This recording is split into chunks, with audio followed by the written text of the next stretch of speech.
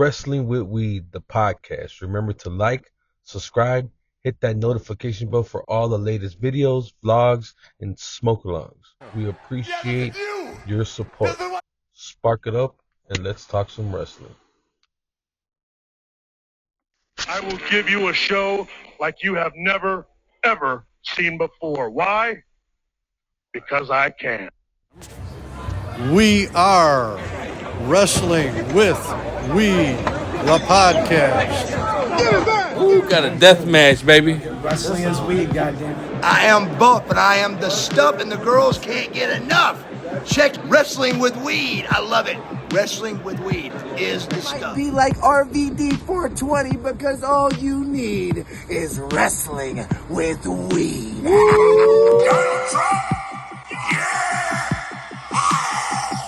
Ooh, Wrestling with Weed is on top of things. So we got John Cena last night or last afternoon coming out and giving a pretty good heel promo. I guess not heel promo, just disappointed in the fans, talking about that we're vulgar. We use cuss words to define him. And it was pretty dope. He came out and it was that Cena sucks. John Cena sucks. And I really haven't heard that in a long time. I'll say at least 5 years, And then you got him coming out and they're saying F you, F you. And you know what? I thought WWE going to Netflix was gonna, make it not PG anymore. But the fact that they're having replays, like I seen it, I didn't get to see it live because I was working. But when I got home to see it, it was like, bro, why is you blurring out F you, John Cena, F you, fuck you, whatever, you know what I'm saying? Like, why is you blurring that out? I thought they moving to Netflix to not be PG anymore. And I see crazier shit on Netflix, and you're going to be blurring this out?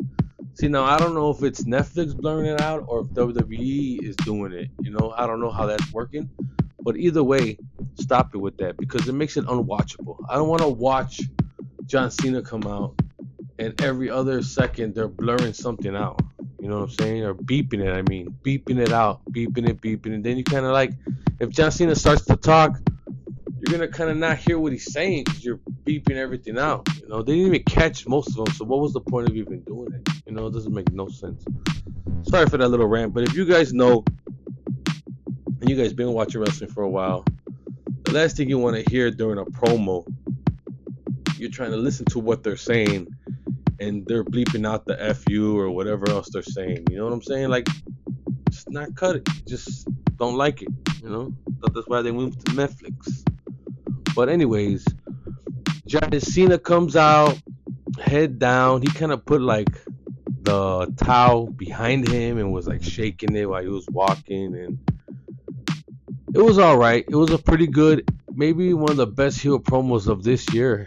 It was pretty good how he's talking about the fans turned on him. The fans are the vulgar ones. The fans, how he had the spinning US title, and then he had the spinning WWE World title. And shout out to 50 Cent, because 50 Cent had the first spinning chain. He had spinning rims. He had spinning everything. So shout out to 50 Cent. But at the time, John Cena was just following the trend, And he talks about how a lot of fans and a lot of, his co-workers or wrestlers in general were talking about how he's diminishing the value of the WWE Championship by making it a spinning belt, making it a toy. And if you look back in the days when Hogan went to fight in New Japan and he was the WWE World Champion, I think after he screwed over Bret Hart, when Bret Hart beat Yoko and then he came in, and I forgot how that went, but I know he screwed over somebody. And he talked about how the WWE title was like a trinket, a toy. And I guess I'm pretty sure when I remember when he came out with that belt, I was like, bro, you're making WWE into a laughing stock with this spinning belt. And I never liked it, and I never will. A lot of people bought that belt. They were selling a CM Punk one, and I'm not sure. It kind of looked like that. I'm not sure if it was a spinning belt, but it was a CM Punk belt. And it kind of looks similar. And it's like, just keep the belt the way it is. WWE changed the belt how many times these past 5 years? Say 6 years. How many times they changed the belt? And every time they change it, they make it worse and worse. You know what I'm saying? And Kevin Owens had that Wing Eagle belt, and I see no problem in bringing back that Wing Eagle belt. But the one that Cody got on his shoulder right now, I mean, for the times, it's decent. You know, kind of similar design as a Universal Championship, but stick with it. That's it. That's the belt. Hey, be happy. That's it. You know, don't change the belt anymore. And he is right, because a lot of people were critical of him changing that belt and making it into a toy. And he says that he's going to take the belt. He's going to win at WrestleMania. So basically, he's guaranteeing that he's going to win at WrestleMania and then leave with the belt and then leave the WWE trying to manufacture another toy belt, not the real belt, because it's going to be with him at home. And if you've been watching wrestling and seen that whole promo or whole storyline between he and CM Punk, Punk was kind of saying the similar things, talking about like Punk left with the belt and came back, and he's like, John Cena, that belt you got, that's a toy. I got the real belt. And he's taking a little inspiration from those days, you know, which is pretty dope, you know. And it's just dope in general to see John Cena as a heel. I enjoy it every time. And then Cody came out.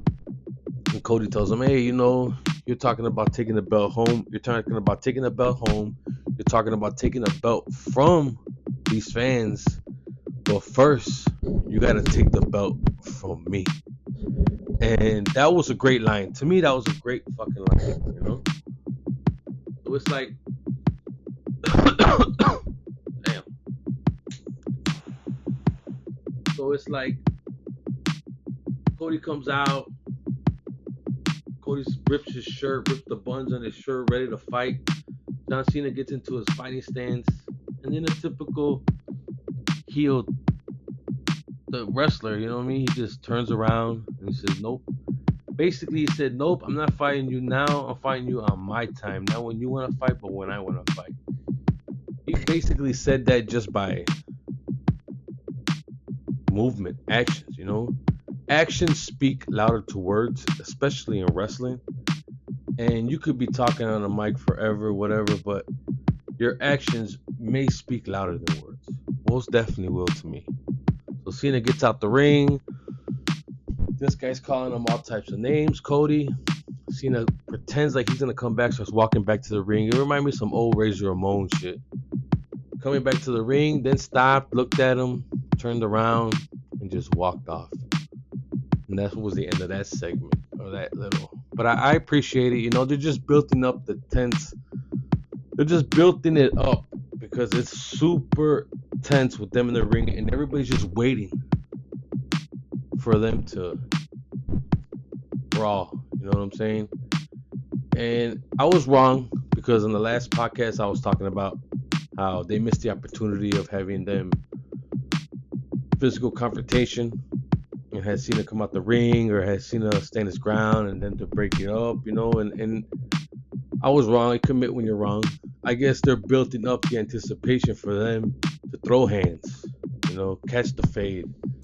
And I appreciate that. I could appreciate that, because the moment they do touch, now that they're doing this, they might as well hold that and every week just tease until Mania, until they actually lock in and throw the fade. You know what I mean? I feel like that's the best way right now, because you can't have them touch, you can't have them do anything, no physical, nothing.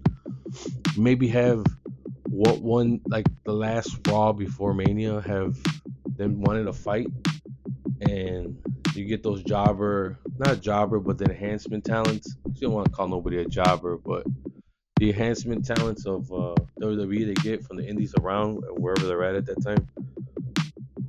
And then them just start knocking people out. Never actually coming to blows with each other, but coming to blows with the fans. You know what I'm saying? So I'm thinking that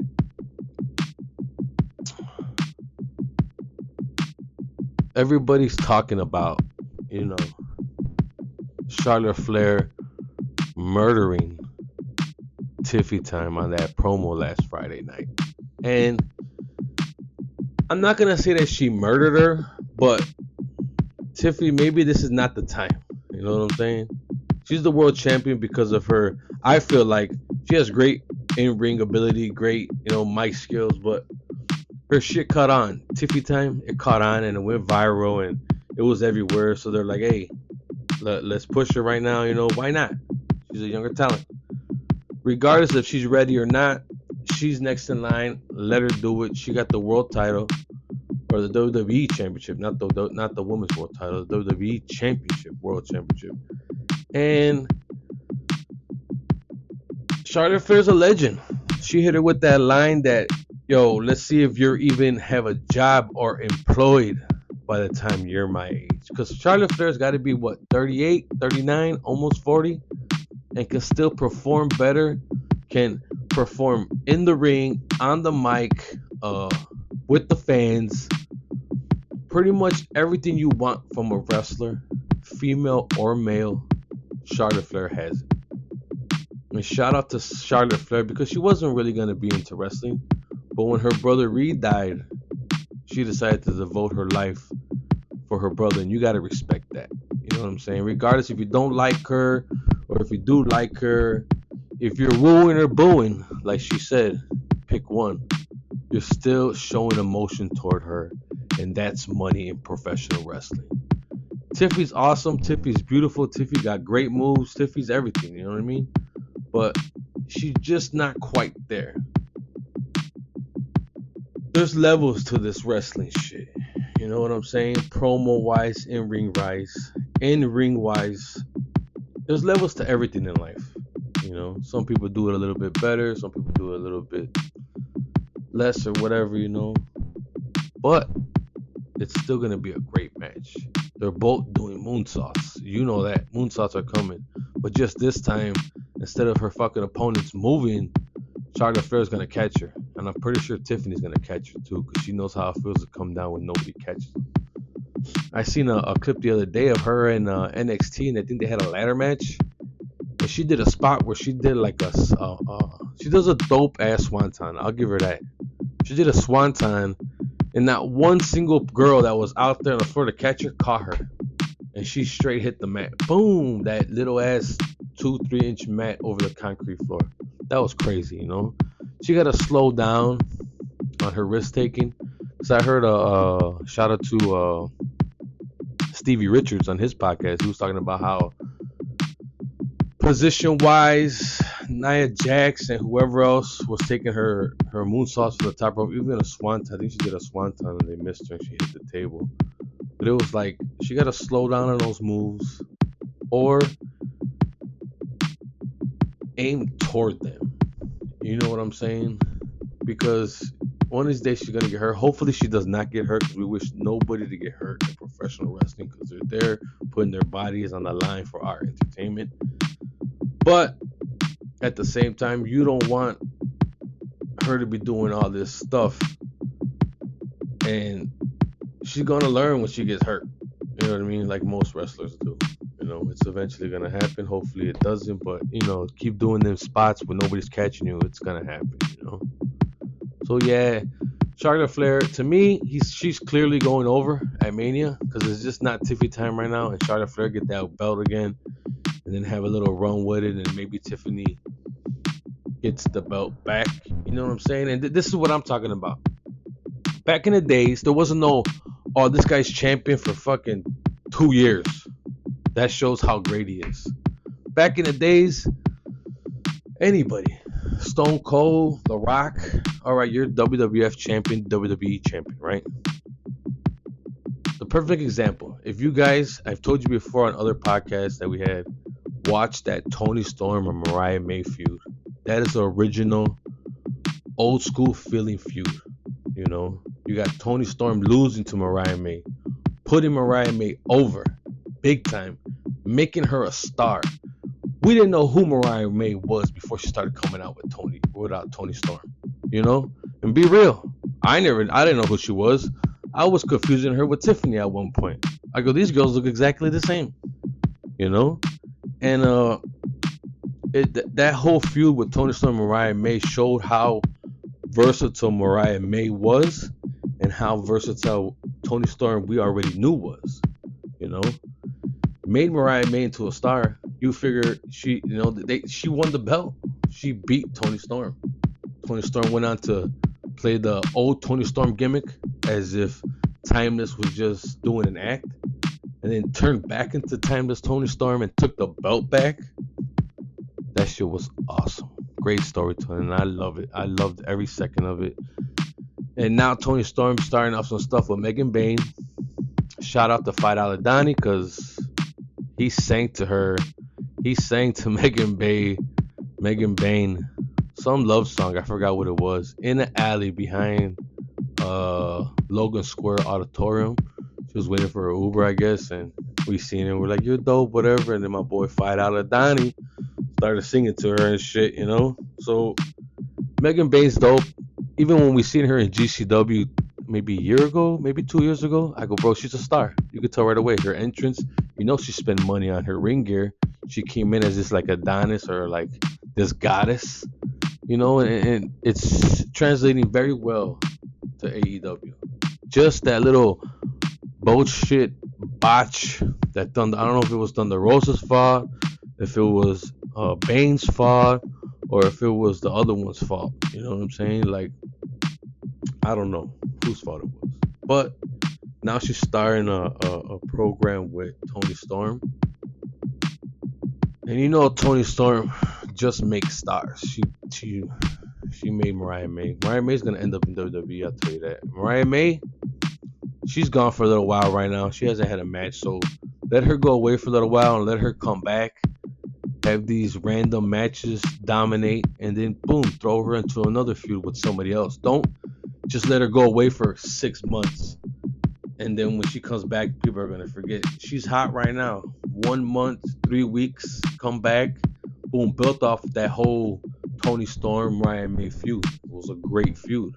They had that crazy lights out, whatever match they had, and that shit was up there with the Britt Baker and Thunder Rosa match. So Toni Storm is a ball that WWE dropped, which I do see in the near future. Maybe not the near future. I'm not sure what her contract is, but she's gonna end back up. She's gonna end back with WWE at one point. I see in the future. Maybe her Mariah May shows up there too, and they start a feud over there because you know Megan Bayne's going to WWE first chance she gets. But there's so many girls in WWE right now. You gotta let some of these girls fizzle out, I guess, and some of these girls go through the wire, go through the ringer and be champion or not champion or whatever. Let their time go, and then Megan Bayne. You know, you gotta pick your right time for Megan Bayne. Toni Storm or Mariah May to show up at NXT, maybe. You never know. But yeah, so we got, I don't know what's going on. They had this crazy promo, CM Punk, Roman, the Wise Men, Paul Heyman, freaking Rollins, Seth freaking Rollins. And I think it's building up to a triple threat match at Mania. Now, as much as I really don't, honestly, I really don't enjoy triple threat matches. I mean, they're decent. But if it's a triple threat elimination match, I appreciate that. You know, we appreciate everything, but I would prefer that. But this whole 3-man, 1 pin to win it all is a little exciting. But mainly it gets a little exciting when they're a little fast with the matches. You know what I'm saying? Like they get let's see, luchadors. They have like when I seen Super Crazy, Psychosis, and Tajiri have a triple threat match, and whoever pins first wins. Those guys move fast. They move to the rings. They got spots. CM Punk does not wrestle fast. Roman Reigns is methodically destroying people. And Seth Rollins is not the Seth Rollins from 7 years ago. So it's mainly going to be, you know, a brawl, which, hey, I'm down for whatever. We're at WrestleMania. But, you know, the triple threat match, I really don't dig it. But if that's what they're going with, hey, got to appreciate it. I'm going for Punk all the way. You know that. Punk beats both of them. Wise Man goes to him, becomes the Paul Heyman guy. you know, and you know, like I don't really, I see CM Punk doing more, but CM Punk looks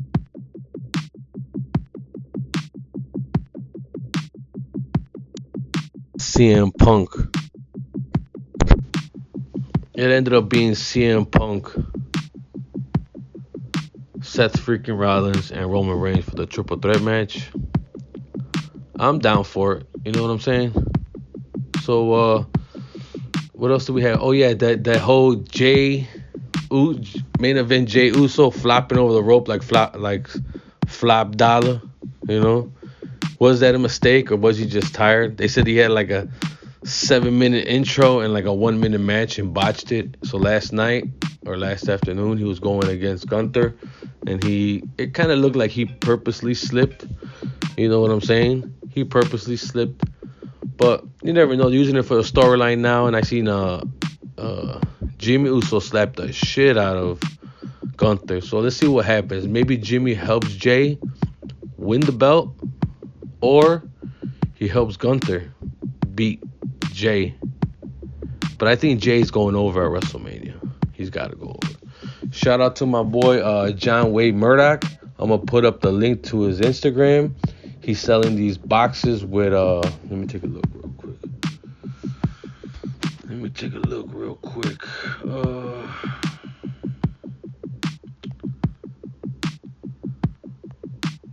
Who is giving? They got these boxes with an exclusive T-shirt. I'll put a picture of the T-shirt up. It's got stickers, buttons, magnets, trading cards, a blood print card, plus used weapons and gear from a death match or a hardcore match that he's in. Shout out to John Wayne Murdoch. I'm gonna put a picture of his Instagram. Follow him and purchase one of his boxes. I think it's like $50, but you're getting a T-shirt, and if you go to one of these wrestling events, the T-shirt itself is like $35, $40, certain guys, you know, and you're getting a bunch of other stuff with it. So shout out to John Wayne Murdoch. Hit up his Instagram, follow him, purchase a box, show him some love, support, puts his body on the line. My dream match would be hardcore death match. John Wayne Murdoch versus Mick Foley, Cactus Jack, whatever you want to call him, Mrs. Foley's baby boy, and Terry Funk, the Funker. Boy, that would be a crazy triple threat match. If you guys know John Wayne Murdoch, you know Cactus Jack, Mankind, Mick Foley, and you definitely know Terry Funk. Put in the comments who you think will win that match. All three of them in their prime in a Japanese IWA death match. Who would win? So go support John Wayne Murdoch, Wrestling with Weed. We appreciate your support. Remember to like, subscribe, hit that notification bell. Shit, we gone. Till next time.